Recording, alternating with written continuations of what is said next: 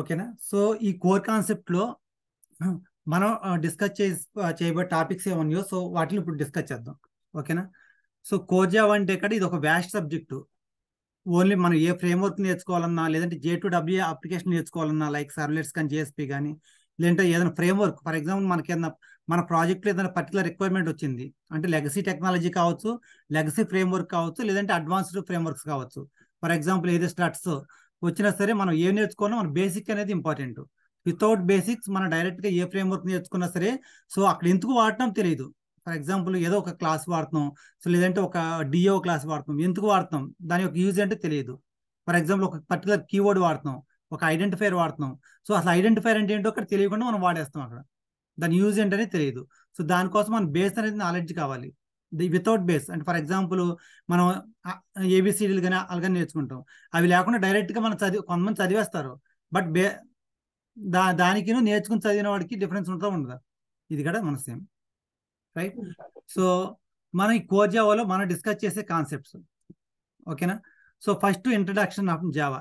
ఏంటి మనం జావా ఎందుకు అంటే జావా యొక్క ఫ్యూచర్స్ ఏంటి, అసలు ఎందుకు జావా వచ్చింది, అంటే జావా లేకపోతే ప్రీవియస్గా టెక్నాలజీస్ ఏం లేవా.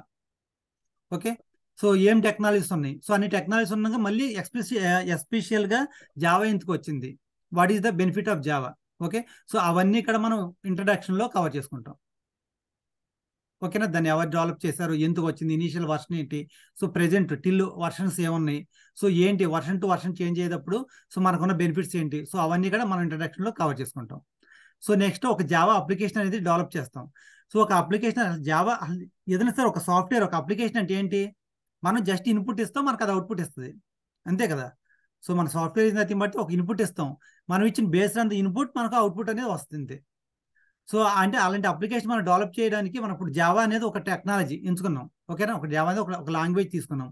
సో ఈ లాంగ్వేజ్లో మనం కనుక ఏదైనా ఒక ఇన్పుట్ ఇస్తే మనకు అవుట్పుట్ ఎలా వస్తుంది, ఒక జస్ట్ ఒక ప్రోటోటైప్ ఒక అప్లికేషన్ ఎలా ఉంటుంది, సో ఆ అప్లికేషన్ అనేది ఎలా ఉంటుందో మనం చూస్తాం. నెక్స్ట్ సో జావా కనుక ఒక అప్లికేషన్ డెవలప్ చేయాలంటే డైరెక్ట్గా మనం విండోస్ ఓపెన్ చేసి చేయలేం కదా, దానికి పర్టికులర్గా ఒక సాఫ్ట్వేర్ కావాలి. ఏదైనా అంతే. ఫర్ ఎగ్జాంపుల్ మన నేను ఒక కంప్యూటర్ తీసుకున్నాను, నా కంప్యూటర్లో ఒక ఎంఎస్ ఆఫీస్ వర్క్ చేయాలి. సో డైరెక్ట్గా ఎంఎస్ ఆఫీస్ వర్క్ చేసేయాలంటే ఎంఎస్ ఆఫీస్ ఉండదు కదా. So MS office is nothing but one of the software. ఆ సాఫ్ట్వేర్ ఇన్స్టాల్ చేసుకుంటేనే మనం దాని మీద మనం ఏ ఆపరేషన్ చేయాలనుకున్నాం, ఏదైనా పవర్ పాయింట్ కానీ, లేదంటే ఎంఎస్ వర్డ్ కానీ, ఎంఎస్ ఎక్సెల్ కానీ, సో వాటి మీద వర్క్ చేసుకోగలం. Same thing. సో జావా కనుక మనకు ఒక వర్క్ చేయాలంటే so on top of OS, any OS ఏదైనా విండోస్ కానీ, లైనక్స్ కానీ, మ్యాక్ కానీ, so on top of OS మనం ఒక సాఫ్ట్వేర్ ఇన్స్టాల్ చేయాలి, nothing but JDK Java. Okay. ఆ జావా ఎలా ఇన్స్టాల్ చేసుకోవాలి, సో జావా జస్ట్ ఇన్స్టాల్ చేస్తే మనకు వర్క్ అయిపోదు. సో ఇన్స్టాల్ చేసిన తర్వాత మనకు జావా వర్క్ అవ్వాలంటే మనం ఏం చేయాలి, అయితే పాత్ సెట్ చేసుకోవాలి, క్లాస్ పాత్ సెట్ చేసుకోవాలి. సో అవన్నీ ఎలా సెట్ చేసుకోవాలి వాటన్నిటి కూడా ఇక్కడ మనం సో ఇన్స్టాలేషన్లో మనం చూస్తాం. ఇన్స్టాల్ చేసేసి సో క్లాస్ పాత్ అంటే సో ఫైనల్గా మనం వర్కింగ్ ఎన్విరాన్మెంట్ అనేది తీసుకురావడం. సో అది ఎలా తీసుకురావాలో మనం డిస్కస్ చేస్తాం. ఓకే. సో దాని తర్వాత మనం Java language fundamentals. So language fundamentals అంటే ఏంటి, ఏముంటాయి, వాటిలన్నిటి గురించి మనం ఇన్డెప్త్గా డిస్కస్ చేస్తాం లేటర్. బట్ ఏంటంటే లాంగ్వేజ్ ఫండమెంటల్స్ అంటే సో మనకి ఏంటంటే జావాలో కొన్ని రిజర్వ్డ్ కీవర్డ్స్ అనేవి ఉంటాయి. So total I think it is 51 I think something keywords అనేవి ఉంటాయి. సో ఆ కీవర్డ్స్ గురించి మనం డిస్కస్ చేస్తాం. సో కీవర్డ్సే కాదు, data types. So what are the data types, ఏం డేటా టైప్స్ మనం వాడతాం, సో అందులో ప్రిమిటివ్స్ ఏంటి, సో ఏంటి, ఇంకా అవే కాకుండా ఇంకా లిటరల్స్ అనే ఉంటాయి. సో లిటరల్స్ ఏంటి, సో టోటల్గా ఇవన్నీ కూడా మన లాంగ్వేజ్ ఫండమెంటల్స్ అనే ఉంటాయి, కాన్సెప్ట్ ఉంటుంది.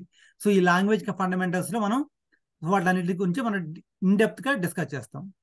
So next so classes and objects. So కంప్లీట్గా అసలు జావా అంటే ఏంటి, so Java is nothing but the collection of classes and objects. ఏమి లేదండి, జావా అంటే క్లాసు ఆబ్జెక్ట్ అంతే.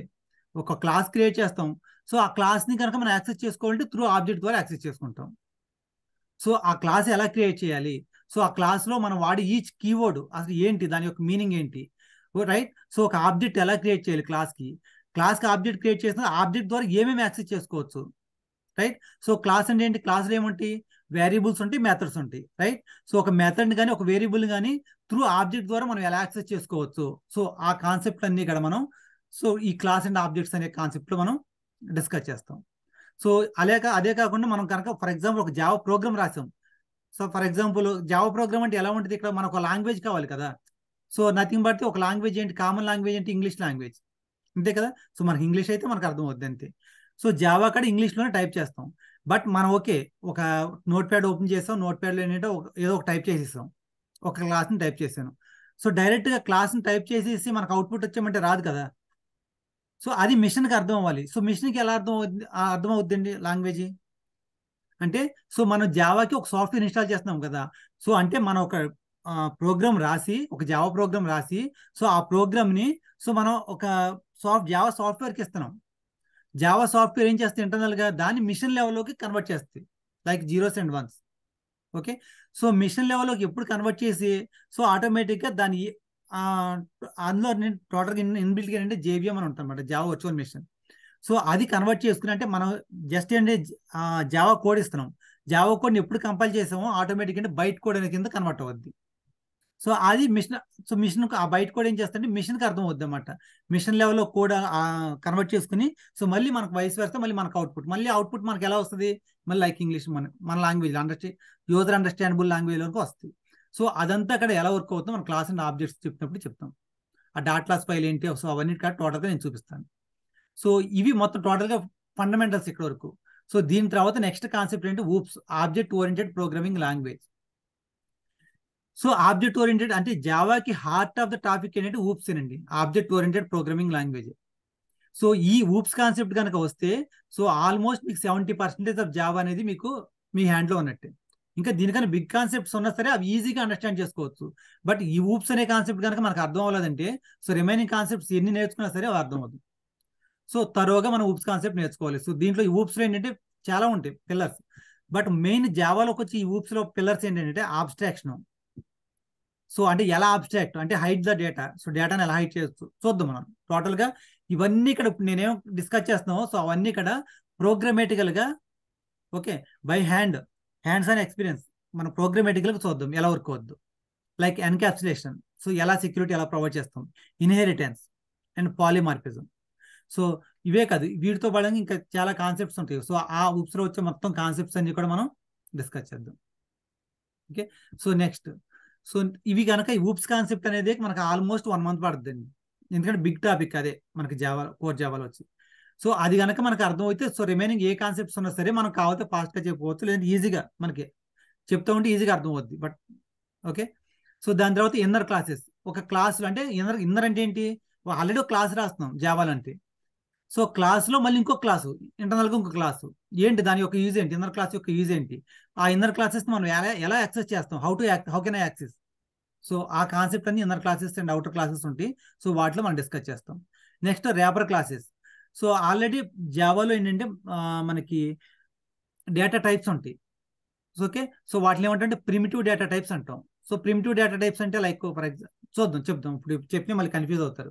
సో ప్రిమిటివ్ డేటా టైప్స్ ఉండగా మళ్ళీ ర్యాపర్ క్లాసెస్ ఎందుకు అంటే ప్రతి ప్రిమిటివ్ని ర్యాపర్ క్లాస్ కింద కన్వర్ట్ చేయాలి. So because of some usage మనం కనుక చేయకపోతే, సో ఇంటర్నల్గా ఏంటంటే మనం టైప్ క్యాస్ట్ చేయాలి, ఎక్స్ప్లిసిట్గా టైప్ క్యాస్ట్ చేసుకుంటూ ఉండాలి. సో బట్ అది కూడా ఎప్పటి వరకు అంటే టిల్ జావా జేడీకే 1.5 వరకు.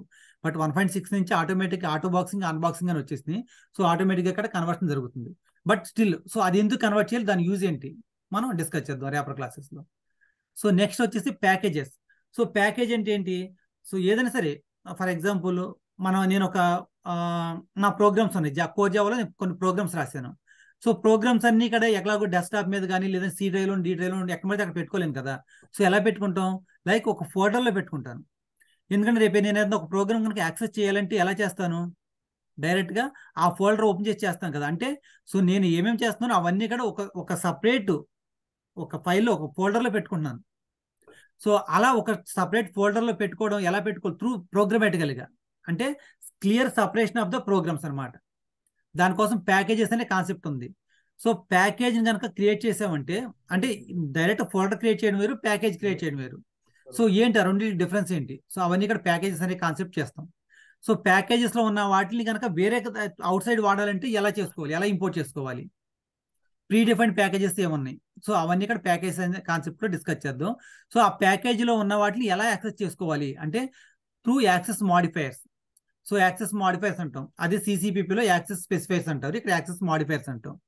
యాక్సెస్ మాడిఫైర్స్ అంటే లైక్ పబ్లిక్, ప్రైవేట్, ప్రొటెక్టెడ్ లేదంటే డిఫాల్ట్. సో ఈ కీవర్డ్స్ ద్వారా మనం ఎలా యాక్సెస్ చేస్తాం అనే కాన్సెప్ట్ మొత్తం ఇక్కడ డిస్కస్ చేస్తాం. ఓకే, సో తర్వాత స్ట్రింగ్స్ గురించి డిస్కస్ చేస్తాం. స్ట్రింగ్స్ అంటే ఏంటి? సో అంటే మన జావాలో క్లాసెస్ ఉన్నాయి, కొన్ని ప్రీ డిఫైన్డ్ క్లాసెస్ కూడా ఉన్నాయి. లైక్ ఇంటీజర్ ఉంది, ర్యాపర్ క్లాసెస్. ఓకే, సో అలాగే స్ట్రింగ్ అనే క్లాస్ కూడా ఉంది. సో ఆ స్ట్రింగ్ అనే క్లాస్ ఏంటంటే డిఫాల్ట్ గా నేచర్ ఏంటంటే ఇమ్యూటబిలిటీ నేచర్ అనమాట. అసలు ఇమ్యూటబిలిటీ అంటే ఏంటి, ఆ నేచర్ ఎందుకు వచ్చింది స్ట్రింగ్స్ కి, సో దాని ద్వారా మనం ఏం యాక్సెస్ చేసుకోవచ్చు, ఏం అచీవ్ అవ్వచ్చు, సో అలాంటి కాన్సెప్ట్ మొత్తం ఈ స్ట్రింగ్స్ అనే మ్యానిపులేషన్స్ లో మనం డిస్కస్ చేస్తాం. కంప్లీట్లీ ప్రోగ్రామ్ నేను ఏం చెప్పాను అన్ని కూడా త్రూ ప్రోగ్రామేటికల్ గా చూద్దాం. ఒక ప్రోగ్రామ్ రాయడం, సో దాని అవుట్పుట్ రావడం, సో దానిలో ప్రతిదీ కూడా ఈచ్ అండ్ ఎవ్రీ కీవర్డ్ కూడా ఎక్స్ప్లెనేషన్ చేయాలి. ఎందుకంటే సో అది అసలు ఎలా యూజ్ అవుతుంది, ప్యాకేజ్ అంటే ఏంటి, లేదంటే స్ట్రింగ్ అంటే ఏంటి. Okay, so next exception handling. So exception handling అంటే ఫర్ ఎగ్జాంపుల్ మనం ఏదైనా సరే ఒక ప్రాజెక్ట్ చేసినా సరే, లేదంటే ఒక ప్రోగ్రామ్ రాసినా సరే, సో మనకి మోస్ట్ ఆఫ్ ది ఎర్రర్స్ అనేది వస్తాయి. ఎందుకంటే మనం హ్యాండ్స్ అని ఎప్పుడు చేస్తాము, ఫస్ట్ ఆఫ్ ఆల్ జావా ఏంటంటే కంప్లీట్ కోడింగ్ అండి. ఓకే, సో మనం హ్యాండ్స్ అని కోడింగ్ ప్రతిదీ కూడా కీవర్డ్ కోడ్ రాయాల్సిందే. మనకేంటంటే డ్రాగ్ అండ్ డ్రాప్స్ ఇలా ఇన్బిల్ట్ ఏం లేవు. సో ఆ కోడ్ రాసినప్పుడు కూడా మనకు కనుక ఫర్ ఎగ్జాంపుల్ కంపైల్ టైంలో ఎర్రర్స్ రావచ్చు. ఓకేనా, సో కొన్నిసార్లు కంపైల్ టైంలో ఎర్రర్ రావచ్చు, రన్ టైంలో రావచ్చు. ఓకే, సో కొన్నిసార్లు అసలు ఎర్రర్సే కాదు, ఎక్సెప్షన్స్ రావచ్చు. అంటే కొన్ని వచ్చినా సరే వాటిని మనం డెలిగేట్ చేయాలి. అంటే ఎక్కడ ఎక్సెప్షన్ వచ్చినా సరే నా ప్రాజెక్ట్ ఆగకూడదు, ఆగకుండా మళ్ళీ కంటిన్యూ అవ్వాలి, దాని తర్వాత నేను రిజాల్వ్ చేసుకోవాలి. సో అవన్నీ ఇక్కడ ఎలా చేయాలి, సో అది ఎక్సెప్షన్ హ్యాండ్లింగ్ లో టోటల్గా మనం డిస్కస్ చేస్తాం. ఎర్రర్ అంటే ఏంటి, ఎక్సెప్షన్ అంటే ఏంటి, డిఫరెన్స్ ఏంటి, అవి వచ్చినప్పుడు ఎర్రర్స్ వచ్చినప్పుడు ఏం చేయాలి, ఎక్సెప్షన్ వచ్చినప్పుడు ఏం చేయాలి. సో ఎక్సెప్షన్ లో కూడా మళ్ళీ చెక్డ్ అని అన్చెక్డ్ అని, ఓకే ఎర్రర్స్ అని, సో ఇవన్నీ కూడా మన గురించి మనం డిస్కస్ చేద్దాం. సో నెక్స్ట్ కాన్సెప్ట్ ఏంటి, multi threading. So multi threading అంటే దాని లైఫ్ సైకిల్ ఏంటి, అసలు మల్టీ థ్రెడ్ అంటే థ్రెడ్ అంటే ఏంటి, ఓకేనా, ప్రాసెస్ అంటే ఏంటి. ఫర్ ఎగ్జాంపుల్ ఇక్కడ చూడండి, మనకు కంప్యూటర్ ల్యాప్టాప్ ఉంది, మన ల్యాప్టాప్ లేదా కంప్యూటర్ ఉంది. సో కంప్యూటర్లో ఫర్ ఎగ్జాంపుల్ నేను ఏం చేస్తాను, ఇది కూడా మల్టీ టాస్కింగే. సో నేను ఆల్రెడీ స్క్రీన్ మీకు ప్రజెంట్ చేస్తున్నాను, షేర్ చేస్తున్నాను, నేను మాట్లాడుతున్నాను ఎలాగో ఇంకొక సాఫ్ట్వేర్ ద్వారా. సో అలాగే పక్కన ఇంకో ప్రోగ్రామ్ చేస్తున్నాను నేను. అంటే ఇవన్నీ ఏంటి, ఒకటే చోటన నేను మల్టిపుల్ అంటే 3 టాస్క్స్ ప్యారలల్ గా పెర్ఫామ్ చేస్తాను, nothing but the multi tasking. ఓకేనా, సో అది మన ప్రోగ్రామేటికల్ ఎలా అచీవ్ చేస్తాం అంటే మల్టీ థ్రెడ్డింగ్.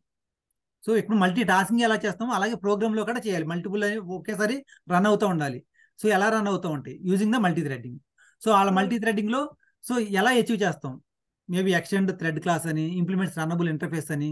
ఓకే, సో ఆ థ్రెడ్ లో కూడా స్టేట్స్ ఉంటాయి. సో అవన్నీ ఏంటి, వాళ్ళ గురించి కంప్లీట్ గా మల్టీ థ్రెడ్డింగ్ అనే కాన్సెప్ట్ మనం డిస్కస్ చేస్తాం. Okay, so next so input output stream. IO streams is nothing but input output stream. అంటే ఏంటి, ఇక్కడ టోటల్ గా మనం ఫైల్స్ మీద చేస్తాం అనమాట. అంటే సో ఫర్ ఎగ్జాంపుల్ నేను ఒక ఏదైనా సరే ఒక డేటా రాయాలి, ఎక్కడ రాస్తాను, ఫైల్స్ లో రాస్తాను. సో ఎలా రాస్తాము, త్రూ ఐఓ స్ట్రీమ్స్ ద్వారా. లేదా ఆల్రెడీ డేటా ఉంది ఒక ఫైల్లో, ఆ ఫైల్ నుంచి ఎలా తెచ్చుకుంటాను. ఓకేనా, సో అంటే మనం లేదంటే ఫర్ ఎగ్జాంపుల్ ఒక ఫైల్ ఉంది, ఆ ఫైల్ నెట్వర్క్ నేను షేర్ చేయాలి, ఎలా ప్రాసెస్ చేస్తాను. సో ఇవన్నీ ఇక్కడ ఏంటి మనం ఐఓ స్ట్రీమ్స్ అనే కాన్సెప్ట్ లో డిస్కస్ చేస్తాం. So next important concept collection framework. So ఇది కలెక్షన్ ఫ్రేమ్వర్క్ లేకుండా మనం అప్లికేషన్స్ చేయం, మన ఏ ప్రాజెక్టు రన్ అవ్వదు. Not only collection framework, A concept లేకుండా కూడా వర్క్ అవ్వదు. బట్ దాని యూసేజ్ ఎప్పుడుందో సో అప్పుడు ఎగ్జాక్ట్గా మనం వాటిని వాడగలగాలి.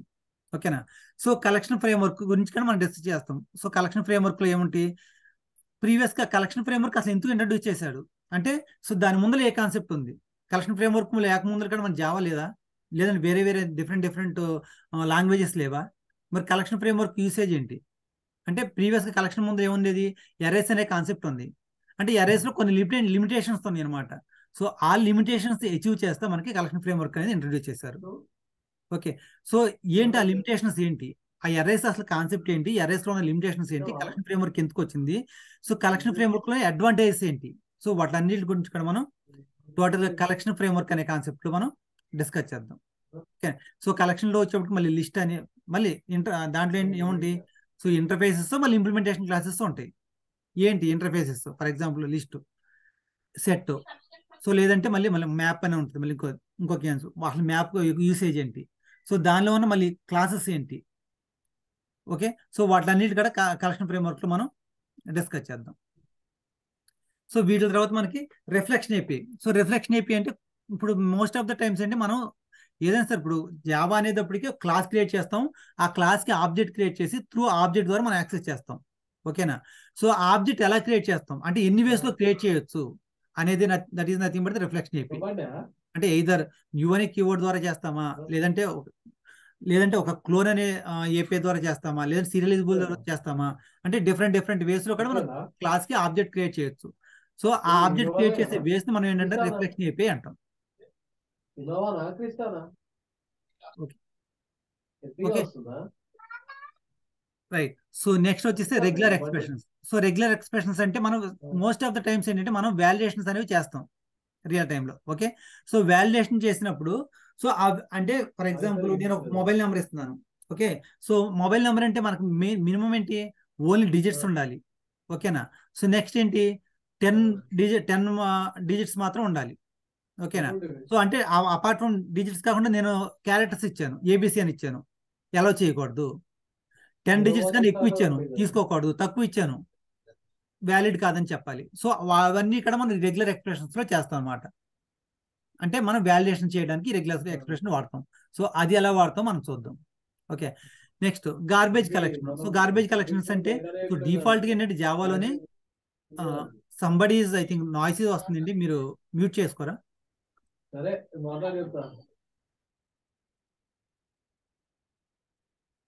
Okay right. So garbage collection. So ఆ గార్బేజ్ కలెక్షన్ ఇంటర్నల్ గా మనకి ఏంటంటే జావాలోనే గార్బేజ్ కలెక్షన్ అంటే ఒక డెమన్ థ్రెడ్ అనేది రన్ అవుద్ది. సో ఆటోమేటిక్ ఏంటంటే ఏదైనా అన్యూజ్డ్ మనం ఏమైనా యూజ్ చేయని ఉంటే ఆటోమేటిక్ గా అది కలెక్ట్ చేసేస్తే మనకి గార్బేజ్ అంటే మనం ఏదైనా వాడని ప్రతి దానికి కాడ మెమొరీ అనేది అలొకేట్ చేస్తాం జావాలో. ఓకే. సో మెమొరీ అలొకేట్ చేసినప్పుడు కొన్ని మనం వాడకపోవచ్చు, లాంగ్ టర్మ్ కనుక వాడకుండా ఉంటే సో దానికి కూడా ఆటోమేటిక్ మెమొరీ అలొకేషన్ ఉంటుంది. సో అలాంటప్పుడు ఏంటంటే ఒక్కొక్కసారి జేవిఎం రన్ అవుద్ది, బట్ ఏ పర్టికులర్ టైంలో రన్ అవుద్దో తెలియదు కానీ రన్ అయ్యి కలెక్ట్ చేసేస్తే సో ఆటోమేటిక్గా మెమరీ ఫ్రీ అవుద్ది, మన పెర్ఫార్మెన్స్ అనేది ఇంప్రూవ్ అవుద్ది. ఒకవేళ అలా కాదు, ఎక్స్ప్లిసిట్గా నాకు తెలుసు ఈ సినారియోలో నేను వాడను, నాకు అవసరం లేదు అనుకుంటే సో అలాంటి వాటిని మనం ఎక్స్ప్లిసిట్గా డెవలపర్ ఏం చేస్తారంటే గార్బేజ్ కలెక్ట్ చేస్తాడు. సో ఆ గార్బేజ్ కలెక్షన్ ఎప్పుడు వాడారు అంటే ఫైనలైజ్ మెథడ్ మనం ఎప్పుడు వాడామో సో ఆటోమేటిక్గా అది కలెక్ట్ చేసేస్తాం అనమాట అన్యూజ్డ్గా. సో అంటే సో ఈ గార్బేజ్ కలెక్షన్ అంటే మనం మెమరీ అనేది ఫ్రీ చేయడానికి, సో పెర్ఫార్మెన్స్ అనేది ఇంప్రూవ్ చేసుకోవడానికి దాన్ని ఎలా వాడతాం ఎక్స్ప్లిసిట్గా ప్రోగ్రామేటికల్గా మనం చూద్దాం. So next JVM architecture. So మనం చెప్పాం కదా జావా అంటే ఒక సాఫ్ట్వేర్ కదా, సో దానిలో ఏంటంటే జేడీకే, జేఆర్ఈ, జేవిఎం అని ఉంటుంది. రైట్. సో ఈ జేవిఎం అనేది ఎలా వర్క్ అవుద్ది అంటే నేను ఒక జావా ప్రోగ్రామ్ రాశాను, ప్రోగ్రామ్ రాస్తే నాకు అసలు ఏం క్రియేట్ అవుద్ది.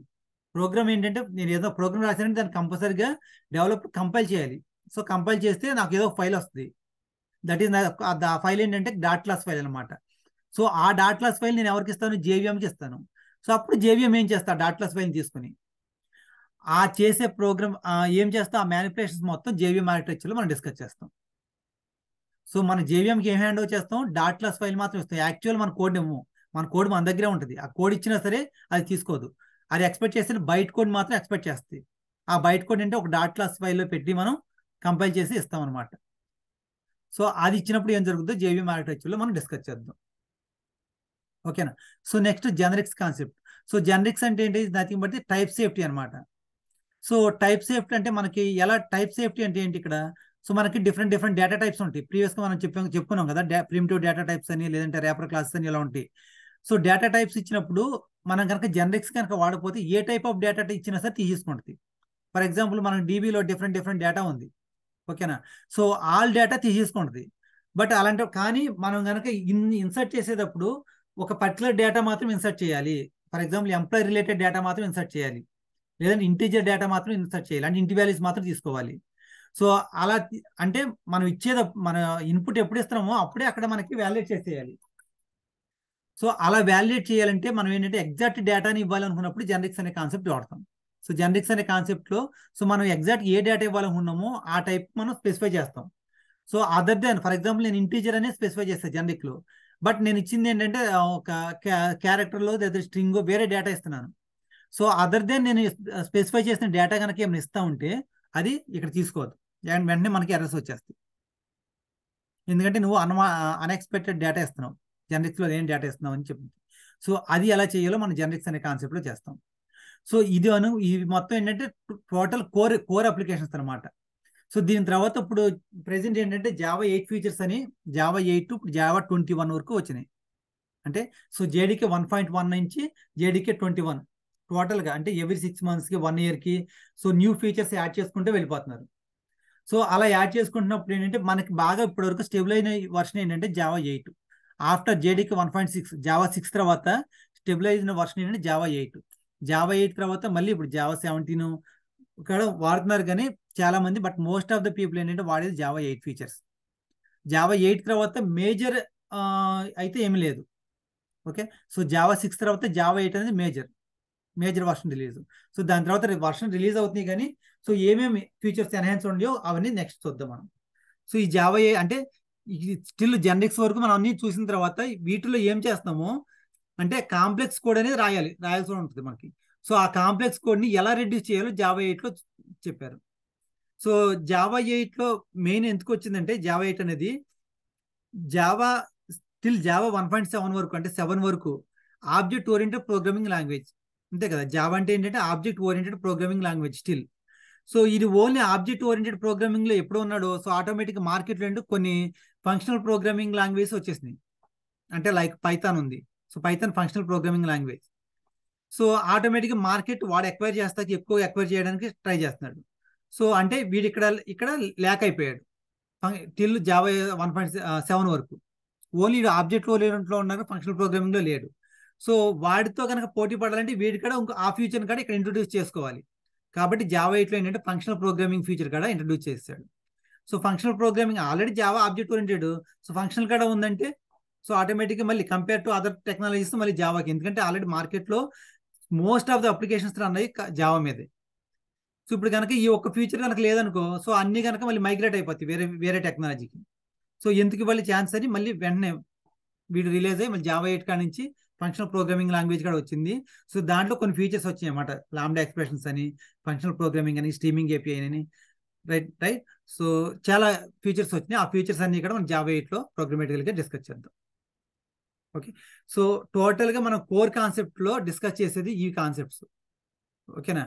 సో ఈ కాన్సెప్ట్ జస్ట్ ఏంటి మనం చూడడానికి ఎలా ఉన్నా ఒక్కొక్క కాన్సెప్ట్ మళ్ళీ మనకి ప్రోగ్రామేటికల్గా చేసి ప్రతి ప్రోగ్రామ్ కూడా మనం ఎగ్జిక్యూట్ చేసి అవుట్పుట్ చూడాలి. సో అలా చేయడానికి ఏంటంటే మనకి ఇది కోర్ జావా కాబట్టి టోటల్ హ్యాండ్స్ ప్రతిదీ కోడే. మనకి ఏంటంటే ఒక ఫర్ ఎగ్జాంపుల్ .NET లాగా డ్రాగ్ అండ్ డ్రాప్ అనే ఆప్షన్స్ ఉండవు, ప్రతిదీ కోడే. సో కంపల్సరీగా ఏంటంటే మనం నేర్చుకోవాలి, దాన్ని ప్రాక్టీస్ చేయాలి, అచీవ్ అవ్వాలి. కాబట్టి టోటల్గా మనకి సో ఆల్మోస్ట్ సో 2.5 months అయితే మనకి ఎగ్జాక్ట్గా పడుతుంది. ఓకే, సో ఇప్పటివరకు డిస్కస్ చేసిన దాంట్లో మీకు ఏమైనా డౌట్స్ ఉన్నాయా?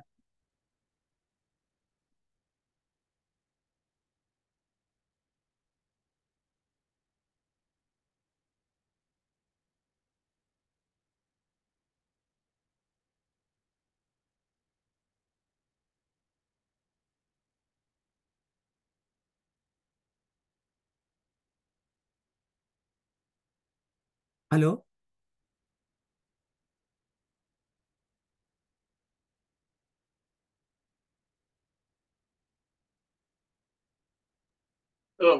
డౌట్స్ ఏం లేవండి, బాగానే. ఓకే. సో ఇది జస్ట్ టుడే ఏంటంటే డెమో క్లాసు. సో రేపటి నుంచి ఏంటంటే మనం రియల్ క్లాసెస్ అనే స్టార్ట్ చేసుకుందాం యాజ్ కోడింగ్. ఫస్ట్ మన ఫీచర్స్ ఏంటో చెప్పుకుని జావాలో. మీకు ఏమైనా డౌట్స్ ఉంటే ఇప్పుడు కనుక నేను క్లారిఫై చేస్తాను, మీరు అడగచ్చు. Feel free to ask. ఇప్పుడు వర్క్ బెంచెస్ ఏం వాడుతున్నారండి దీనిలో? 1 second.